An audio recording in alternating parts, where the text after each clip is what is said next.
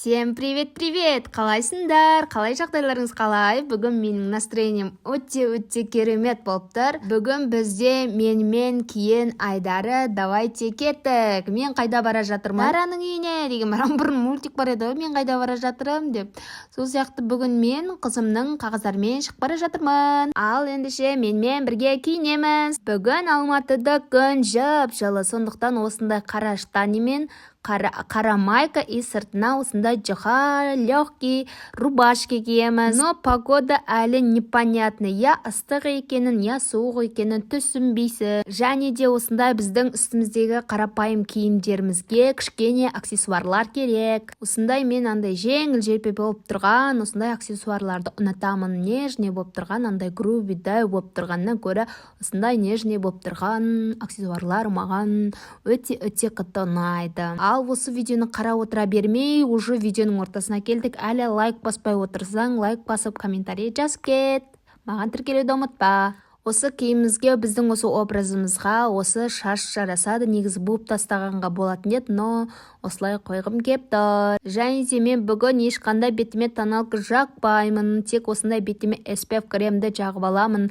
Өйткені күн жел болып тұр, бір жағынан күн бар деген сияқты беттің ең құртылатын уақыты. Және де осында ернімізге женский энергия беріп тұратын блескті жағып аламыз да, сосын сағат ұмыт кетпін, сағатты тағып алып, сосын үстімізге 1-2 рет әтірді сеуіп жібереміз да, көзімізге көзілдірігімізді киіп аламыз да, шыққиып қалаға шықпайтамыз. Әрине қолыма сумка жетіспейді, но келді. Солай бойдақтығымды еске алып, өзім қыдырып келмеймін ба? Давайте пока-пока. Но енді пока-пока деп атқаным, мен сіздермен қоштасып атқан жоқ. Мына жерде айтып атырмын. Өз-өзіне ғашық болып атыр.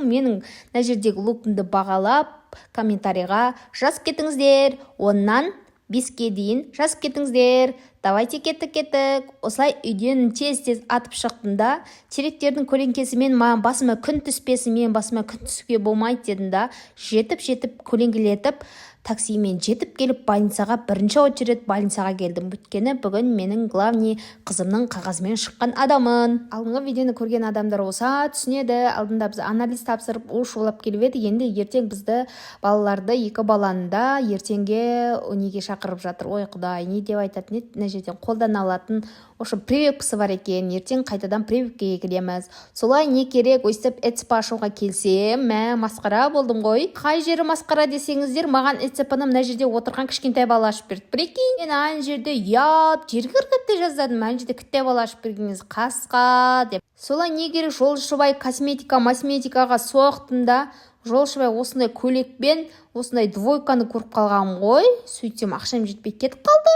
Ну ладно, келесі апта аламын дедім да, сосын үйге келіп келе жатсам, күйеуім звондады, мен келе жатырмын деп. Бірақ мені ол алдады. Солай жұмысы бітпей, қайтадан обратно жұмысына кетіп қалыпты. Ой, бұл дедім, ну ладно дедім да, кешкі тамаққа қаса сорпа салып қойдым да. Бүгін зато 2 тамақ істедім дейсің ғой. Ал бізде мына жерде кішігірім анпакинг. В общем, осы жердегі майды шүйде заттармен мен 20 000 теңге құртып келді. Прикинь, күшті. Ал мана киімге жетпей қалғаны осы. Мына жерде 20 000 теңге құрттым да, енді анам біреуін алайын десем, 2-ін де алғым келіпті. Ну ладно, 2-ін де алмайын дедім да, ана 2 көйлекті тастап кеткенсің ғой. Жайлап жолға дайындалып жатырық. Прикинь, қыздар, маған 8 киім алу керек. Біз 7 қалаға барамыз. Прикинь, 7 қалаға, 7.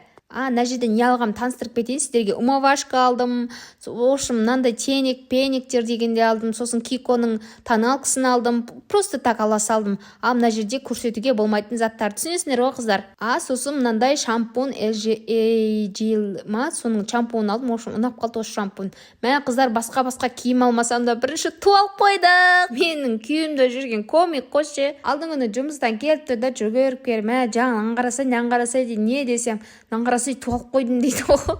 Айтам ғой, адам бірінші киім алып қойдым деп қуанады десе, сен туалып қойдым деп қуанғаның не деп, бірінші киім алып алмайсың ба деп, тұра берсін сумкаға салып қойшы, ұмытып кетпейік деп қояды ғой. Кстати, қыздар, мен жаттығуды жасап жатырмын, но бірақ өзім үшін жасап жатырмын ғой. Бірақ мен майдың 15-не дейін жасаймын дедім да, өзім аяғына дейін созып жіберіп едім, но бірақ өзім үшін күнделікті жасап жатырмын да, сонда да алдыңғы бірінші жазған штраф деп адам жазған адамға мен сыйақысын жіберетін боламын. Қалай, менің бүгінгі видеом ұнады ма? Ұнаса лайк басып, комментарий жазып, подписка жасауды ұмытпа. Сіздерге чемоданский настроение түсірейін ба? Оны да жазып кетіңіздер. Пока-пока.